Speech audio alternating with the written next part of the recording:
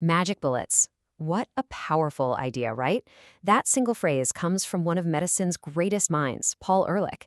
And it was this one idea, this one metaphor, that would drive him to conquer some of the most feared diseases in human history. So let's dive into his story. This is the story of that quest. We're going to see how one man's search for a magic bullet didn't just lead to a single cure. No, it ended up creating two entirely revolutionary fields of medicine, the very bedrock of how we fight infections today. Okay, so where does a story like this even begin? Well, you might think it starts with a patient or a breakthrough with a disease. But nope, it actually starts with something way simpler. A curious mind and, well, some chemical dyes. You see, even as a medical student, Paul Ehrlich was different. While all his classmates were deep into anatomy, he was totally captivated by chemistry. He was that guy in the lab spending hours just staining animal tissues with different dyes. And in all those colorful patterns, he started to see something profound that pretty much everyone else had missed. What he saw was that certain chemicals seemed to have a kind of built-in intelligence. They could pick out a very specific target, like a particular type of cell, or even just the nucleus inside a cell, and completely ignore everything else around it. This was the principle of selective targeting. And that simple idea, it was about to change the world. And right there, from that simple observation, his lifelong obsession was born. The concept of the magic bullets. I mean, just imagine it. A tiny guided missile that you could put into the body, and it would seek out and destroy an invading germ, leaving all of our healthy cells completely untouched. That was his dream. But, before he could start forging his own magic bullets in a lab, Ehrlich first had to understand and learn how to harness the ones that nature had already made. He realized that our own bodies produce these incredible defenders called antibodies. They're essentially nature's magic bullets, right? They find their targets all on their own. But he also saw their big limitation. What about diseases the body couldn't make antibodies for? And that's when he had this light bulb moment. Well, if the body can't make a magic bullet, let's make one for it in the lab. So in 1889, he teamed up with another scientist, Emil von Behring. And it was Ehrlich who figured out the key trick, how to concentrate these natural antibodies into a powerful, life-saving serum. The result was the diphtheria antitoxin in 1892, a treatment that saved countless children's lives and, eventually won him the Nobel Prize. But here's the thing about a guy like Ehrlich. Winning the Nobel Prize? That wasn't the finish line, not even close. In fact, it only made him more determined. He was still dissatisfied, and he set his sights on a challenge that many, many people thought was completely impossible. The problem was, serum therapy only worked for diseases our bodies could already put up a fight against. For truly devastating illnesses, like African sleeping sickness, which is caused by these awful parasites culture panasomes, the body was helpless. They needed a totally new kind of bullet.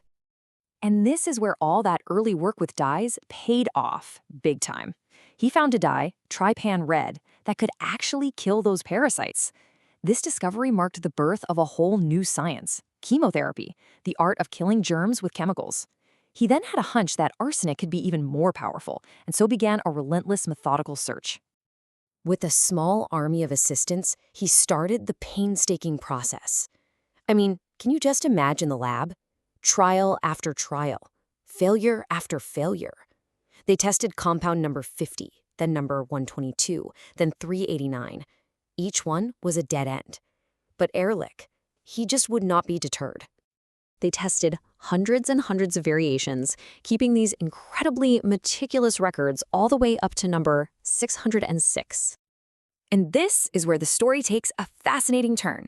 Compound 606, after being created, would end up just sitting on a shelf for years, before a fortunate accident would turn it into one of the most important discoveries in medical history. So back in 1907, the initial tests on compound 606 came back, and the results were really disappointing.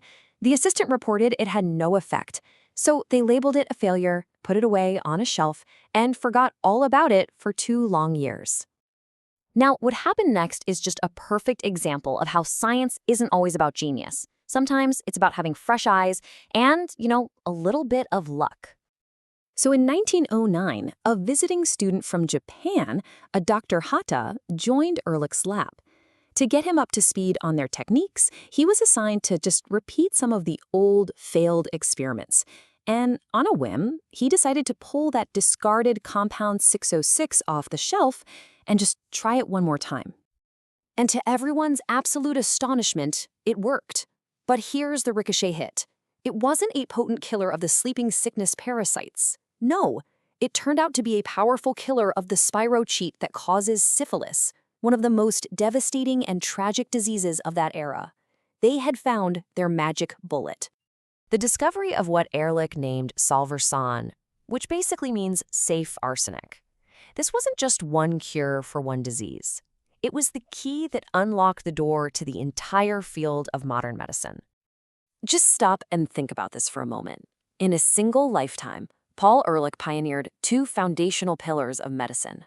First, with serum therapy, he taught us how to harness the body's natural defenses.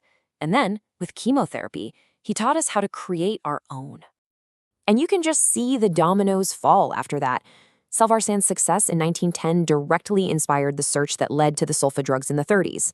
That, in turn, encouraged the investigation into penicillin in the 40s, which kicked off the whole golden age of antibiotics. The impact is almost impossible to overstate.